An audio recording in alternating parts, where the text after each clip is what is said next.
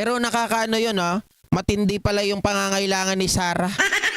Pag-usapan naman natin itong binanggit po ng isang Pink, mga kababayan, o ng Dilawan, na kung saan po ay sinabi nito na dapat na talaga na trabahuhin ng taong bayan at ng mga kongresista etong si Tambalustay. Biruin nyo, Pink na yung nagsasalita, mga kababayan, na talagang gusto po nila na itong si Sara Duterte ay talagang mapatalsik at masipa na sa pwesto. Bakit kaya? At sino nga ba ang taong ito na nagsasalita? Bakit niya sinasabi na sana si Sara Duterte ay trabahuhin na ng maaga nang hindi na yumaog. Basta mamaya malalaman nyo yan. Hindi na daw yumabong pa, mga kababayan. Teka lang. Nawala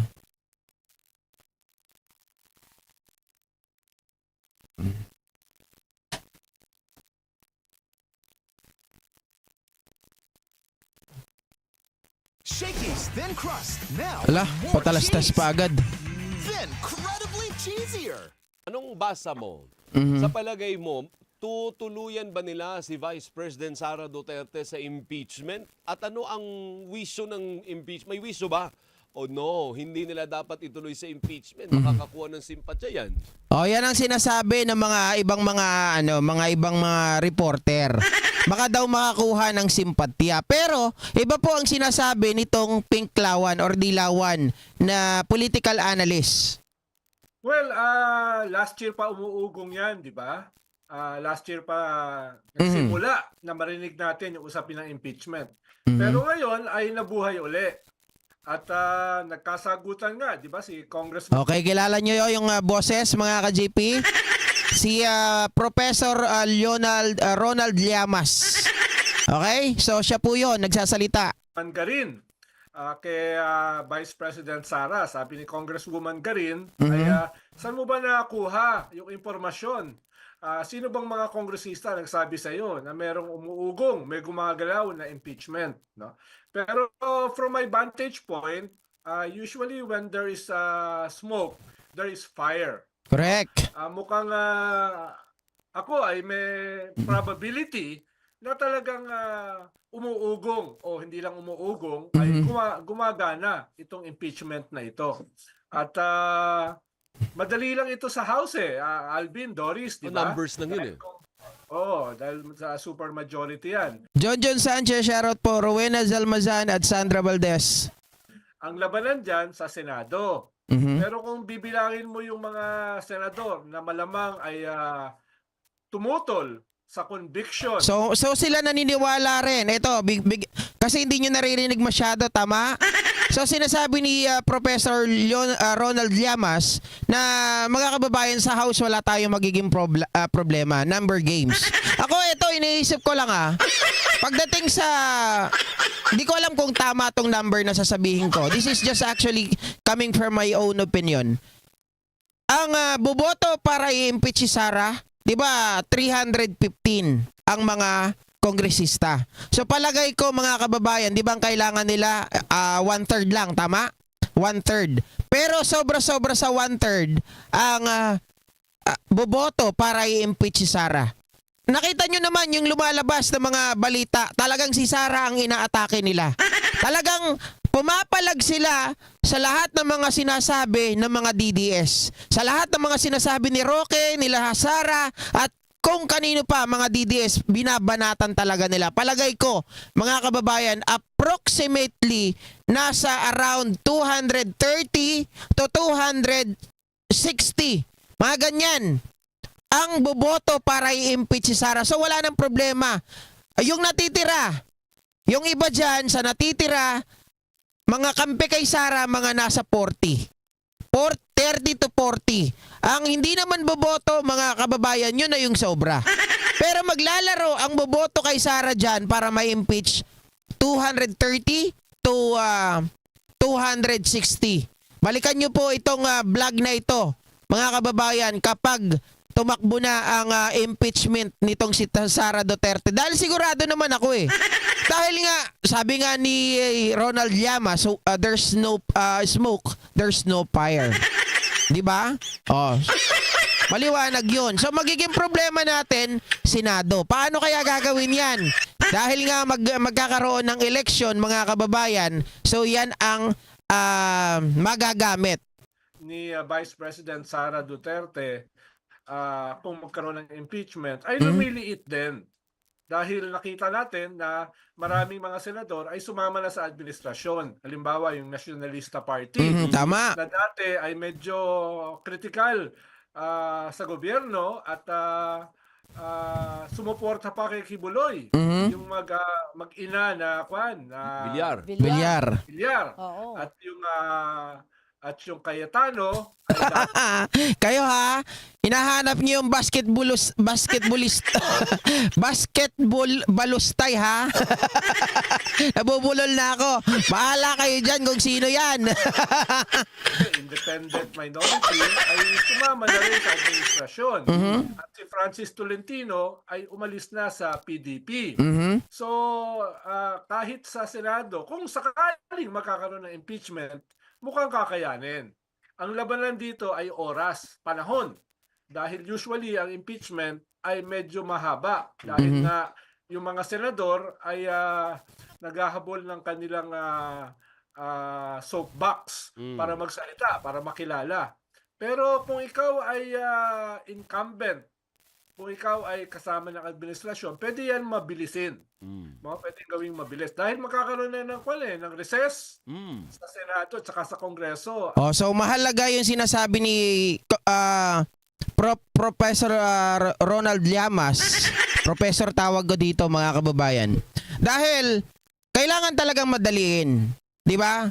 Coming 2025 election, yang sinasabi ni Patrick Lopez na no to Bilyar, sa ngayon yan, mga kababayan, kampi pa yan kay PBBM. Pag natapos ang eleksyon at nakaupo na yung mga yan, for sure tayo, sigurado naman babaliktad yung mga yan. Di ba? Kasi kung sino yung mga ruling party o kaya sino yung malakas, nandun yan sila. Siguro, alam na natin ang politika Pero ngayon, kailangan madaliin natin yan. Diba? Para nang sa ganun, mga kababayan, sabi ko nga nung nakaraan nandito ba si Argo? Sabi ko nung nakaraan, kailangan hindi na makapenetrate itong si Sara pagdating ng 2025 or ng 2028. Bakit pa natin bibigyan ng pagkakataon, mga kababayan?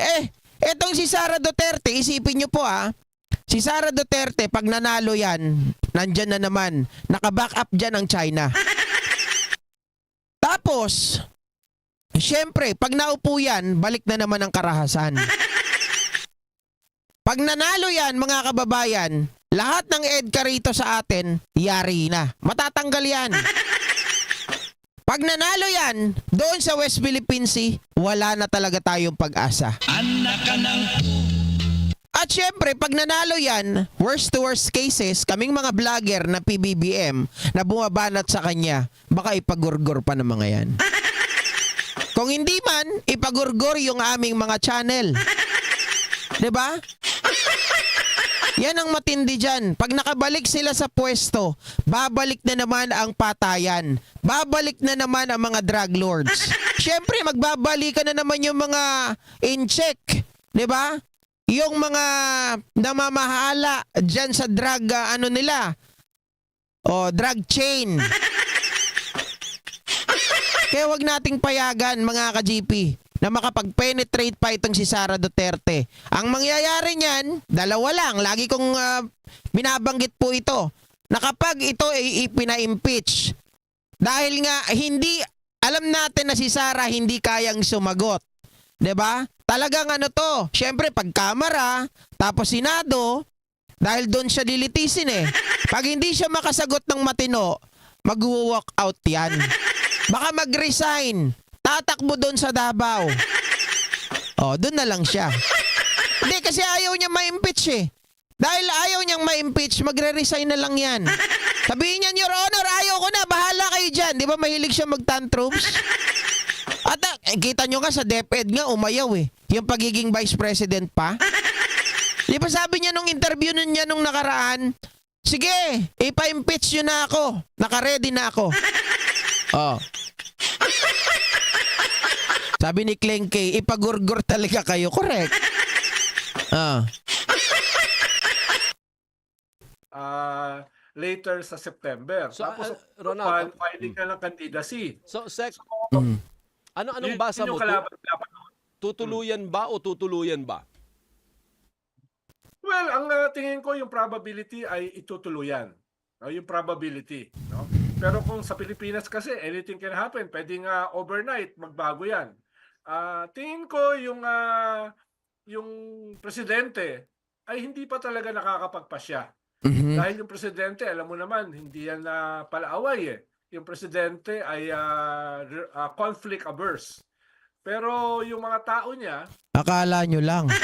Ang presidente na tahimik, mga kababayan, ang tahimik na tao, yan ang pakaingatan ninyo. 'Di ba? Totoo yan. Akala nyo ganyan-ganyan lang si Pangulong Bongbong Marcos. Pero mahirap kaaway ang isang tahimik. Hindi nagsasalita laban sa inyo. Minsan lang pumutok yan, pero sigurado may kalalagyan kayo. yung mga tao sa paligid niya, yung mga key people sa kanya, tingin ko ay yung direction ay i-impeach si Sara. Okay, so naniniwala i-impeach talaga si Sara. At gusto nila ma-impeach si Sara.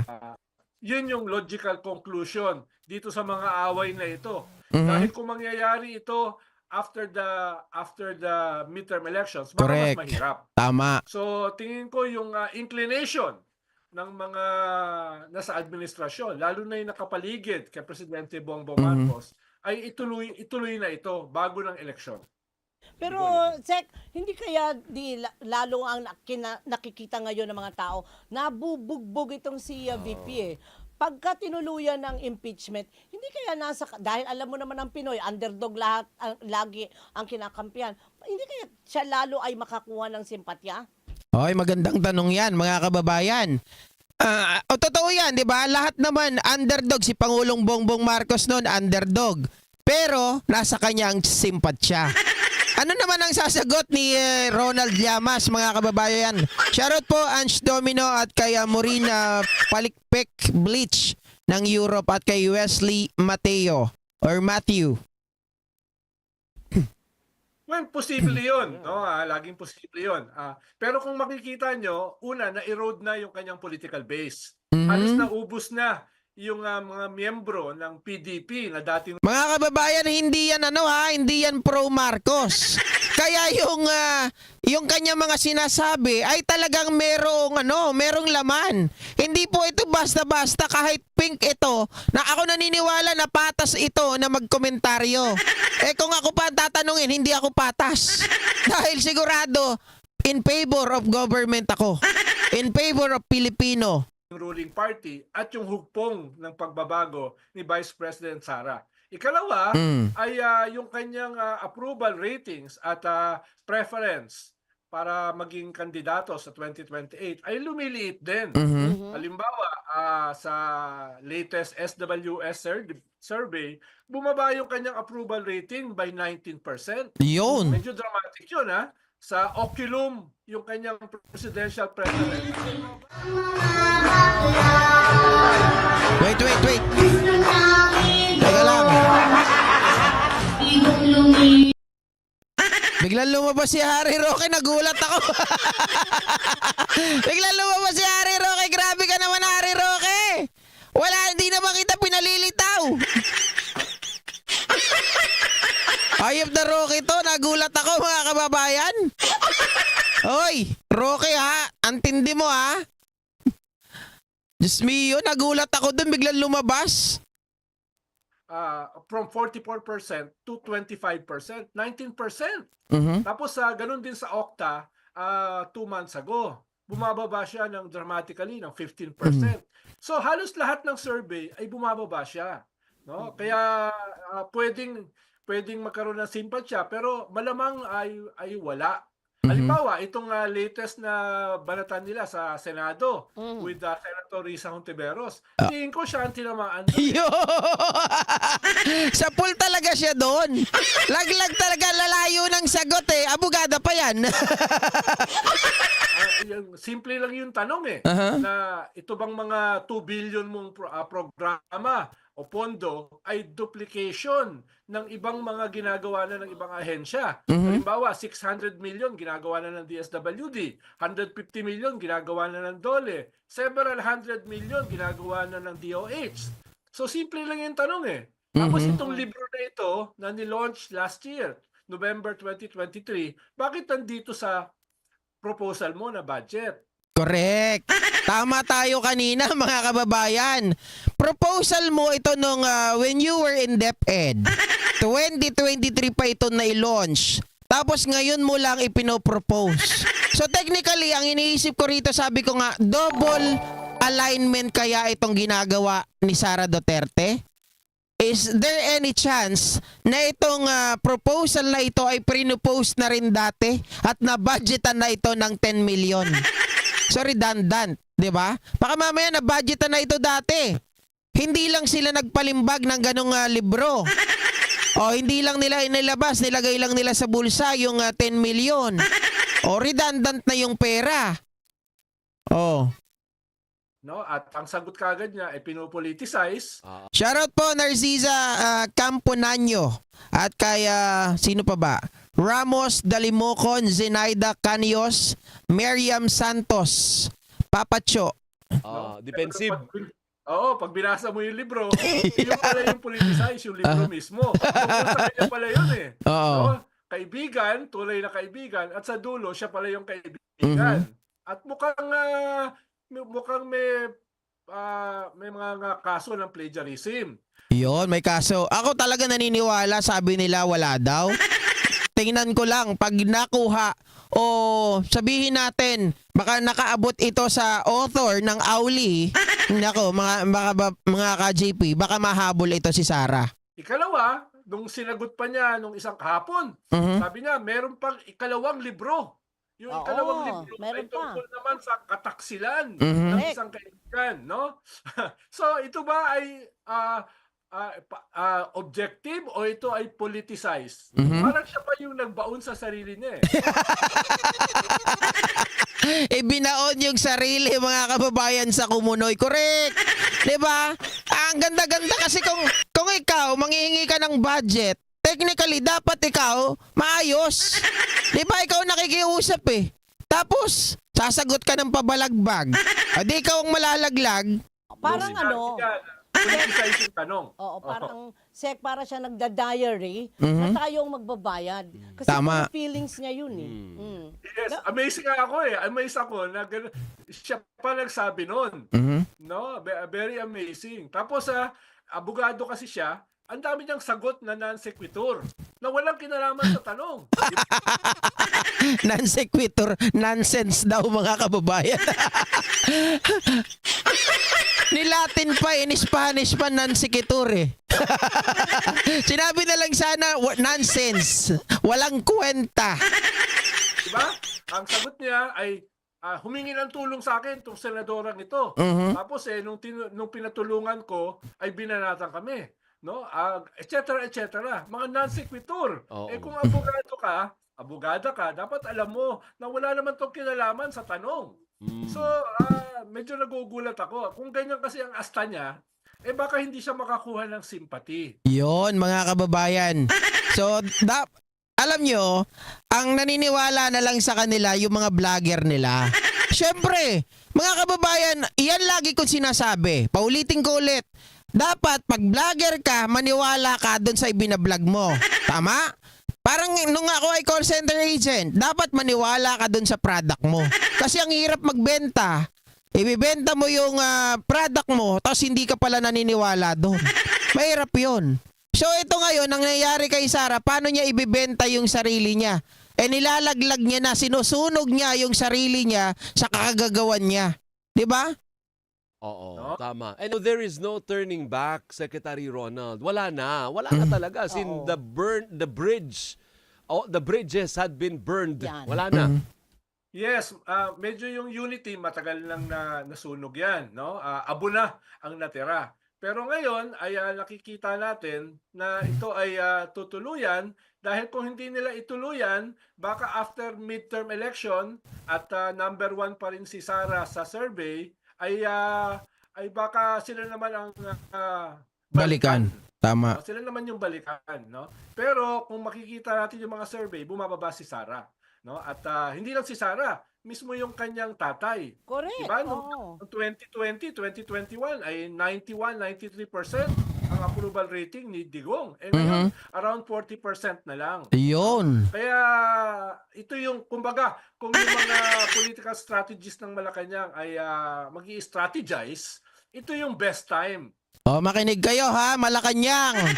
Dapat bilis-bilisan nyo na, ipa-impeach nyo na si Sara. Huwag na kayong patulog-tulog, PCO, trabaho. Hindi, totoo naman eh, bakit kailangan pa nating mag-ano, di ba? Kailangan pa natin na magpatumpik-tumpik dyan. Hindi natin kailangan magpatumpik-tumpik.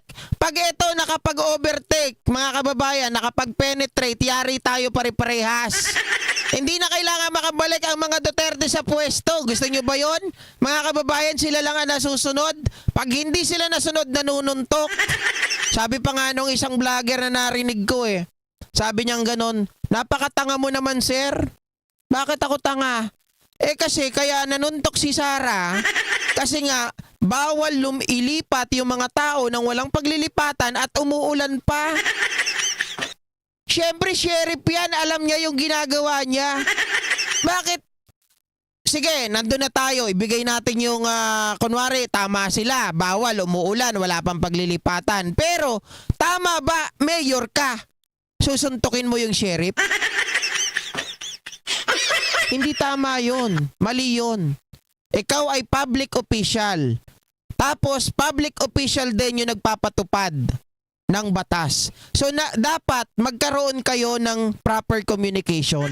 Hindi pwedeng mga kababayan, galit ka, susuntukin mo na lang. 'Di ba? Eh kung lalaki ka siguro pinatulang ka nun eh. Shoutout po Ma'am Hermes Rodriguez Valdez at Zinaida Caneos. Kaya Lalaine Baguno at syempre kay Ma'am Emerita Nogueras. No, na nagsisimulang gumuho. Approval rating, yung partido, yung suporta, ngayon yung best time para ituluyan nila. From a Correct. political perspective. Dahil alam mo naman, Alvin, Doris, na yung impeachment is not only a legal process, it is also a political process. Yun. Tama yun mga kababayan. Not only legal process yan. 'Di ba? Political din 'yan mga kababayan. Hindi na makakatakbo si Sara pag nagkataon eh.